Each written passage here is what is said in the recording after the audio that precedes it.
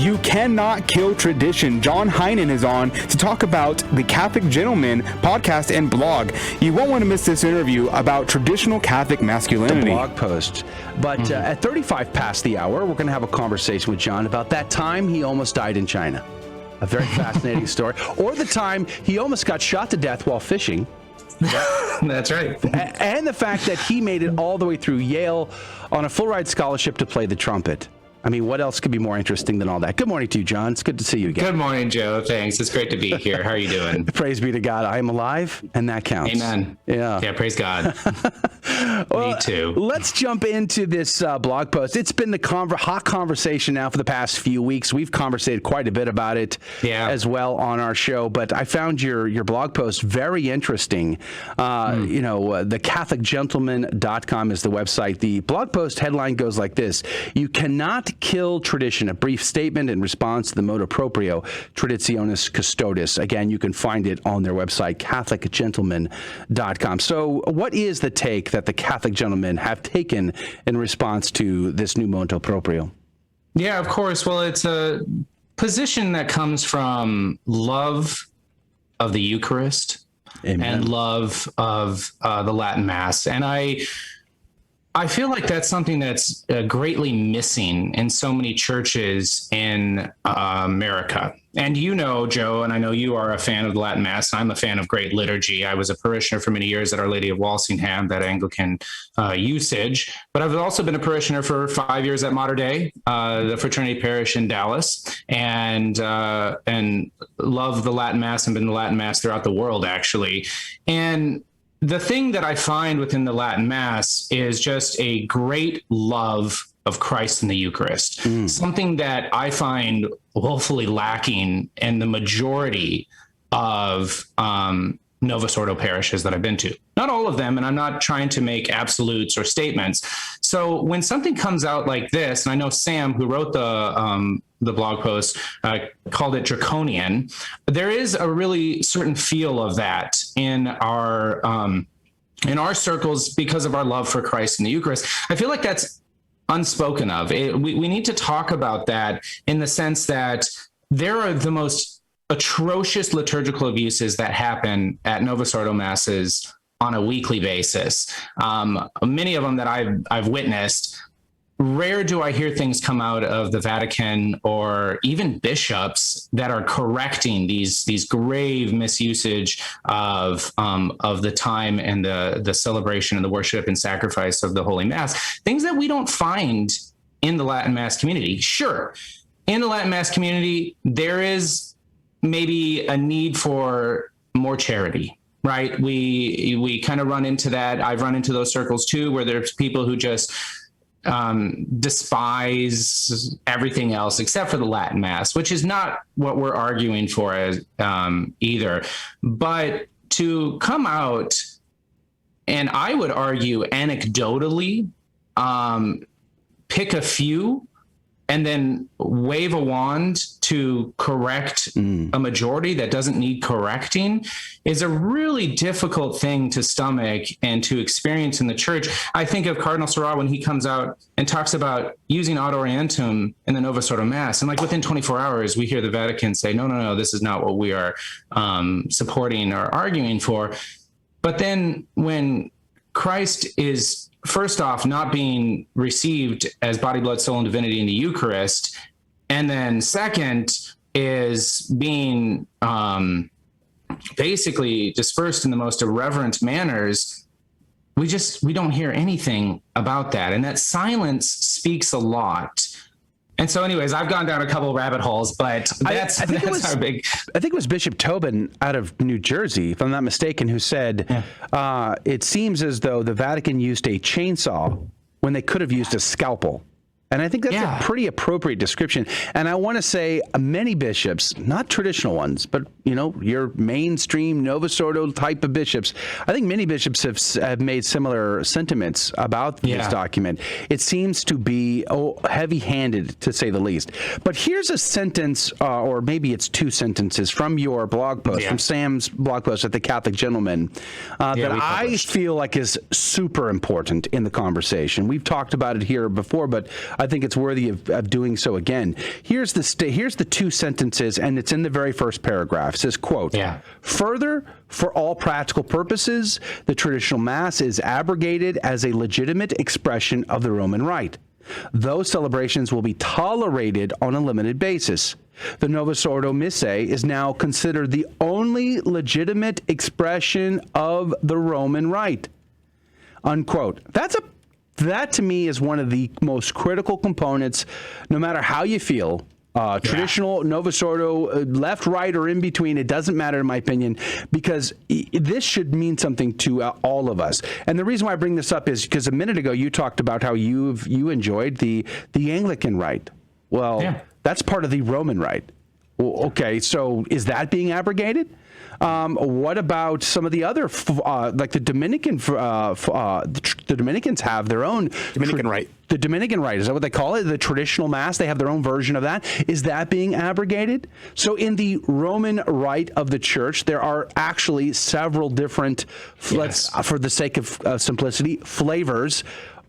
Are those being abrogated, or is it only the traditional Latin Mass?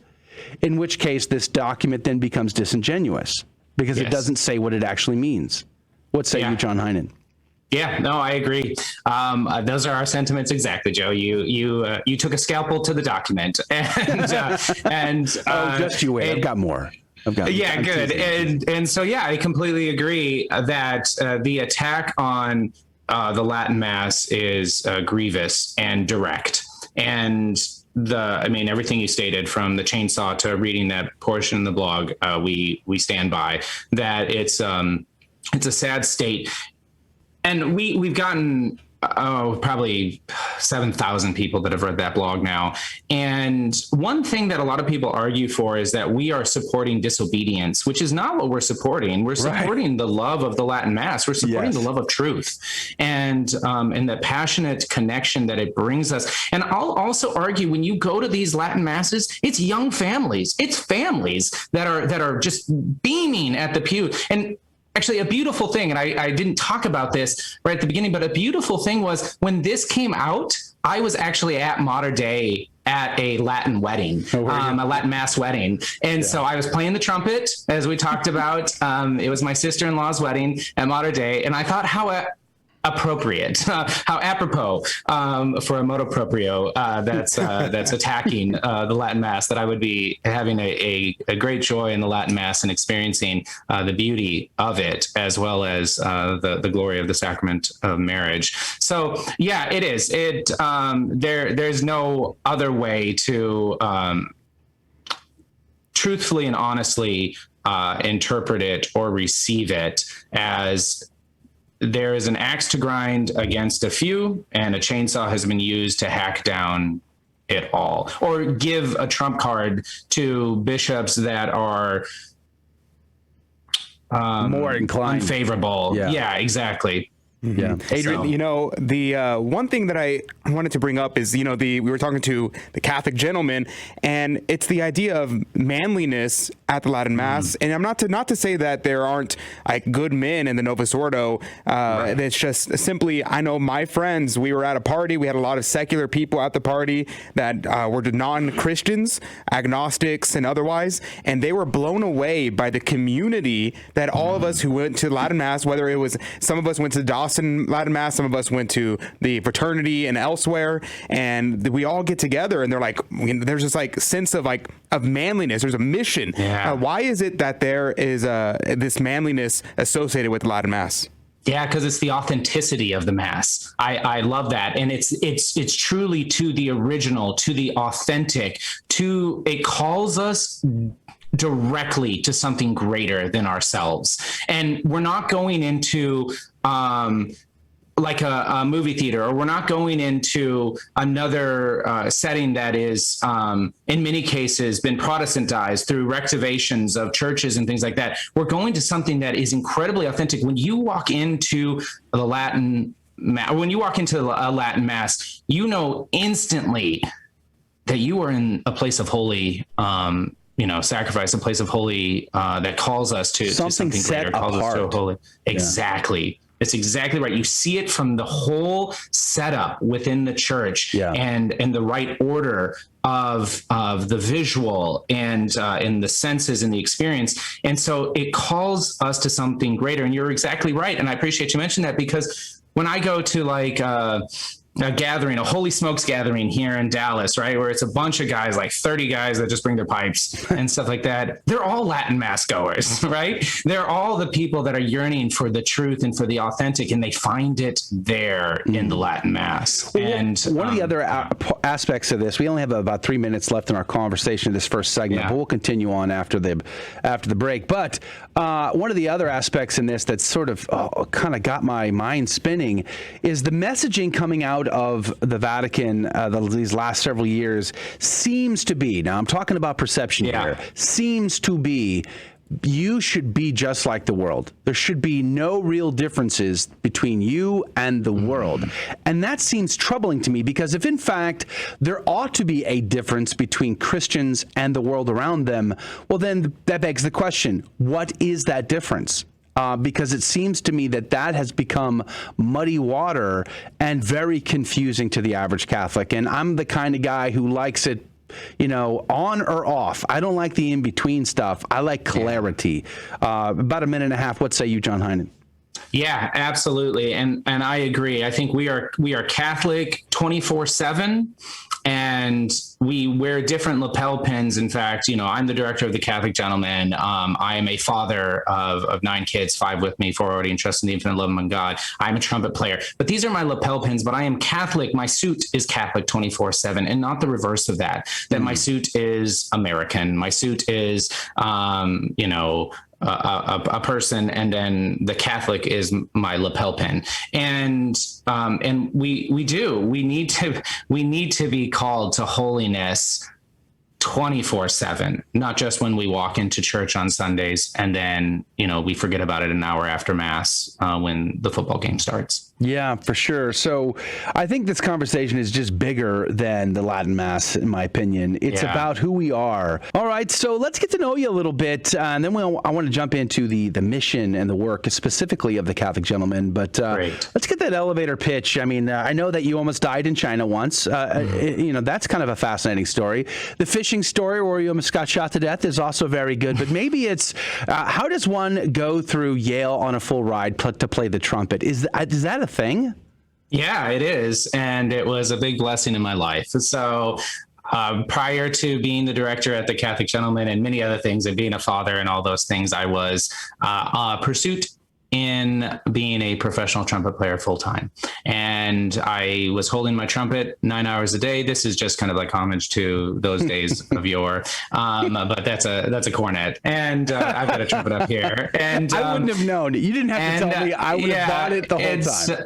And so, it was a big blessing in my life. I was able to travel to Puerto Rico and to Italy and to Germany and to Korea twice and to China twice and to Thailand, all paid for by somebody else. I was able to get my degree from Yale, paid for by someone else, by Yale. And so, that was a big blessing. I practiced 5 to 7 hours a day. Wow. and prayed the rosary daily, and generally went to Mass daily. You were raised Catholic?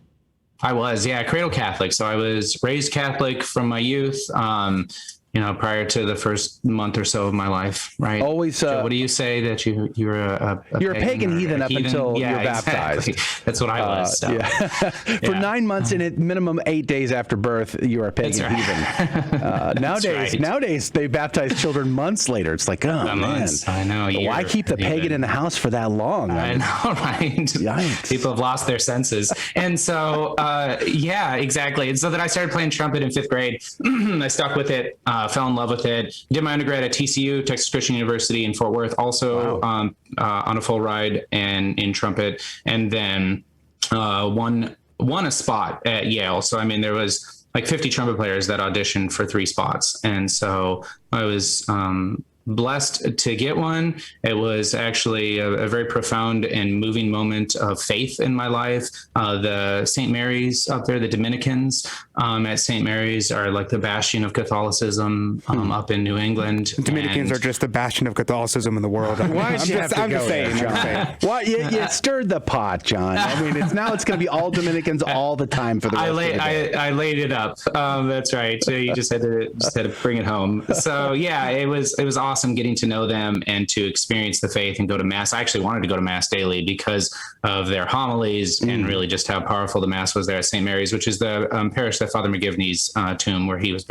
buried. I know personally, because I've known you for a few years now, that it was a somewhat difficult, maybe even painful process to realize that you weren't going to be like the professional trumpet player at the highest level in society, and that would be your only thing. You had to find another way. Tell us a little bit about that. I identified myself incorrectly, right? My identity was dependent on these things, like getting a full ride, like being the best at everything I did. And when I decided to pursue trumpet full time and to make that a career, to play in a professional symphony orchestra, that was my life for 10 plus years. And when God took me in a different path, I prayed an incessant novena to St. Joseph, right? So that's an important point. There's St. Joseph right there. And I prayed for 2.5 years with my wife to get a career, and God took me in a different direction. And you're exactly right. When I started to work for sales and marketing for a Catholic online learning company, I still planned on like leaving that and playing trumpet professionally and full time. And I still play professionally, but it's not my career. And so when that happened, it was difficult as I slowly removed myself from the possibility of playing full time. And then, Joe, just to further it a little bit, a couple of my students have actually won jobs with professional symphony orchestras, and they're making salaried positions as professional symphony orchestra players. You're not bitter. I know. And when those things happen, it's an opportunity to die to myself. God is definitely, I don't regret anything. I don't regret the love and joy and peace and career that God has brought to my life, but it certainly was painful not realizing that I would be doing trumpet full time and playing Mahler symphonies day in and day out. Well, God's ways are mysterious, to say the least, and I think He's led you down a path that is quite remarkable in many other ways. In knowing you for the years that I have, and seeing your work and how it has impact for Catholic organizations through your work at Fusati, but also now your work at the Catholic Gentleman. So, how did you get involved? Because whenever I experienced the Catholic Gentleman, it was always Sam, the founder. Now I come to realize that John is a part of this. How did that happen? Yeah, so about 1.5 years ago, Sam came. Sam's a good friend of mine. And Sam came to me about 1.5 years ago, and he was really struggling to take the Catholic Gentleman to the next level, right? Beyond, I mean, literally tens of thousands of people coming to our website on a monthly basis, sometimes hundreds of thousands on a monthly basis. But how do you turn that straw into gold? And so how do you take it to the next level, right? To move beyond the memes, which we love and we continue to do, and the blog posts. And so he asked me, and that's kind of something that I have a knack for, right? I have a knack for taking apostolates and bringing them to the next level through marketing, through a business strategy. And so that's what I talked to him about doing. And I said, yeah, I'd love to come on and do this with you. We created a new website, we created a new store, and then we launched our podcast. You know, one of the things that's always stood out to me about the Catholic Gentleman has been the styling. Yeah, the motif, the brand, the theme, the brand. You know, whenever you encounter this, either mostly online, I would say, there's a unique styling that stands out, and you always recognize it. The use of old black and white photos of, anonymous figures. You have no idea about their life, but you always tend to go, I wonder what's going through their mind when this picture was taken. What was up in their life? What was, I find it very fascinating, and it kind of draws you in. So there's a styling to the Catholic Gentleman that is unique and stands out. Can you speak to that? Yeah, absolutely. So we chose the black and white to break through the noise. Right. So we experience 1,500 marketing, ads a day, and the amount of noise that we see and hear and listen to on a daily basis. And so black and white grayscale was intentionally chosen to break through that noise. You're talking about the men between, say, the 1915 to 1940s. That's also intentional. A society back then kind of supported an external view of masculinity that, while maybe void of certain internal dispositions to holiness that need to work on, is truthful in its beauty, and it's truthful in its accurate representation of manliness. And we're also talking about European and American men in the 1915 to 1940 or so, between the world wars.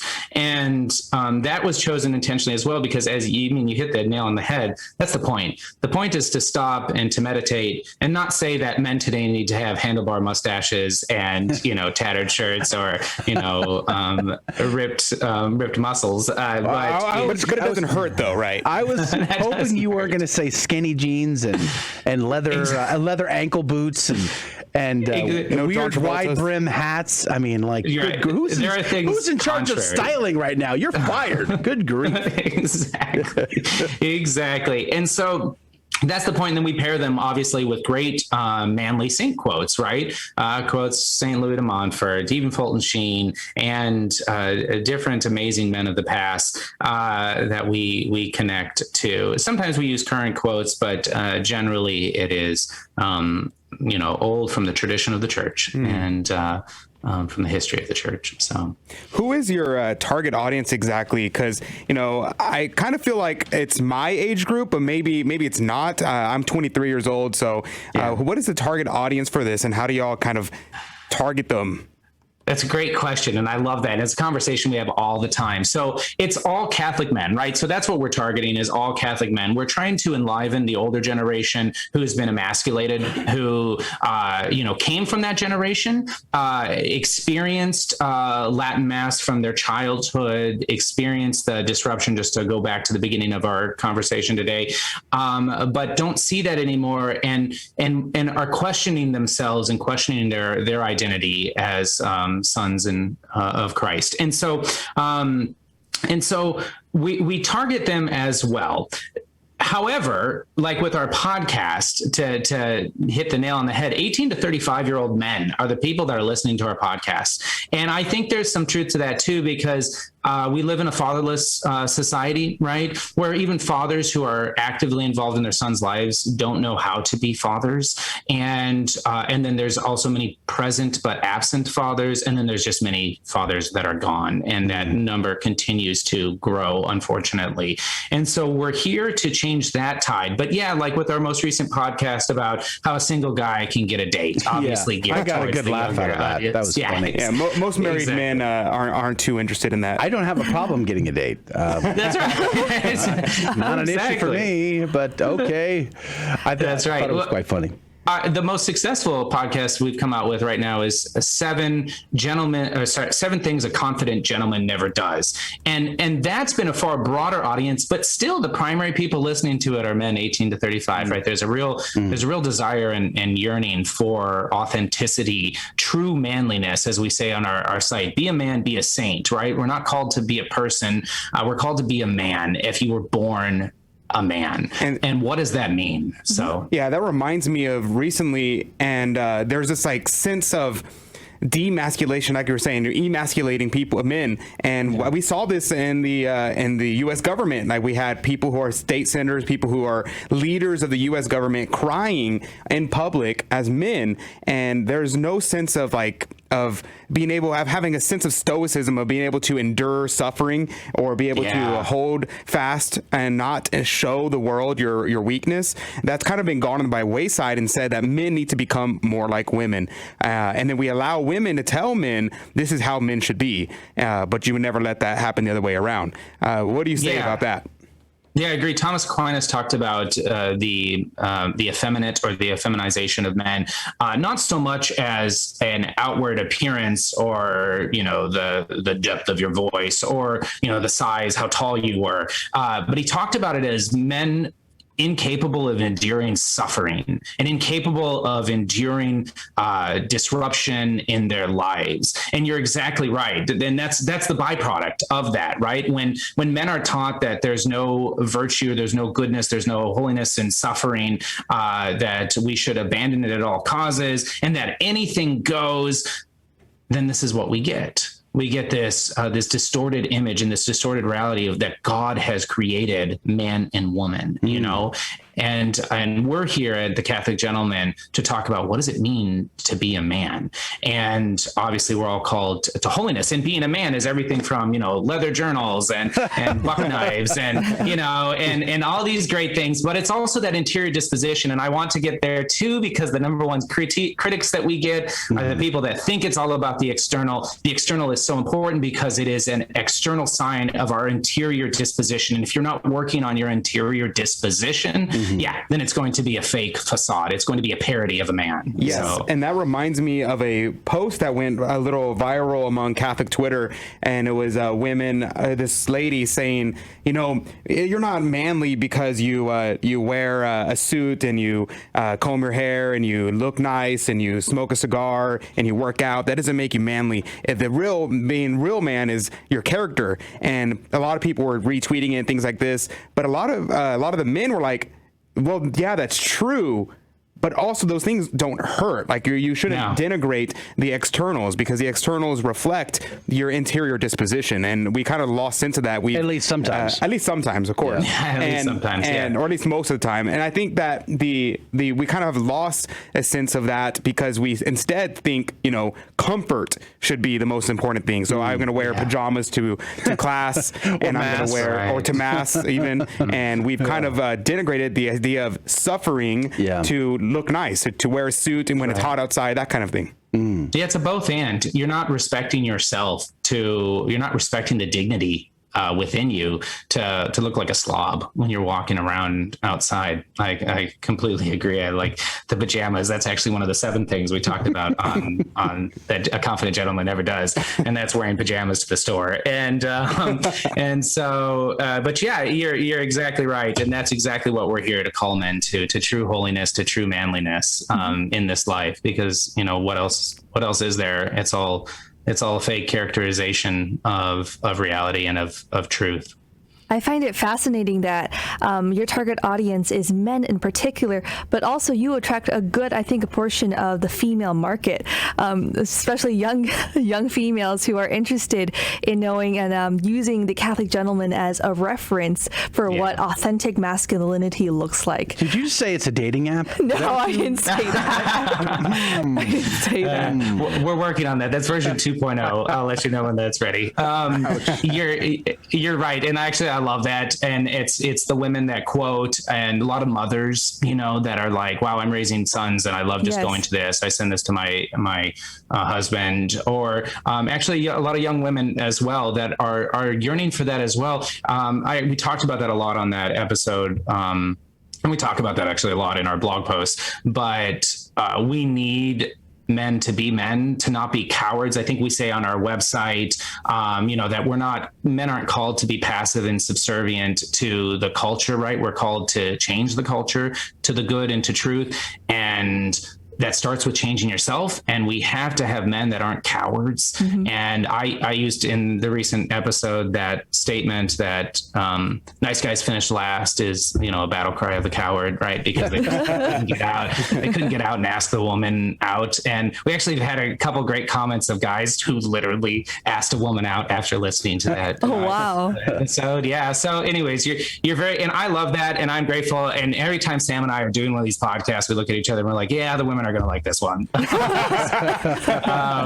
That's too funny. Well, we're almost out of time here. CatholicGentleman.com is the website, but do you also have a store? Tell us real quick about the products in your store. Yeah, so we're coming out with more and more products, but right now we've got a lot of branded products on the store. Like we've got our mug, we're coming out with a leather journal. We have rosaries, coming out with this brand new rosary. Actually, you're the only one I haven't shown this to anybody, but we just produced this. And we've got this rosary with a custom St. Joseph centerpiece and the 3 hearts on the back, solid wood. I don't know. Rosary. I'm smelling a giveaway on our game show. Sounds good. We'll make it happen. I'll get in touch with you. The Catholic Gentleman sponsor of our game show coming Please. soon. Yeah, that'd be absolutely. Fun. Praise be to God. And where can we find your podcast besides the website Catholic Gentleman? Yeah, you can go to website, you can go to YouTube, or you can go to every single podcast player out there. If you like to listen on Shopify, Apple Podcasts, Google Podcasts, any of those things, we are on there. Just search Catholic Gentleman and you're going to see it. All right. Well, we never got to tell the story of how he almost died in China. That's kind of a cool story, but maybe next time. Yeah, praise be to God. John Heinen, Director of Catholic Gentlemen, thank you for your time today. Joe, it's been great. God bless you both. Thanks for what you guys are doing. If you like that interview, then be sure to check out some of our other interviews that you might find fascinating. And don't forget to like and subscribe and share this interview with someone that you think will find this informative and inspiring. God love you.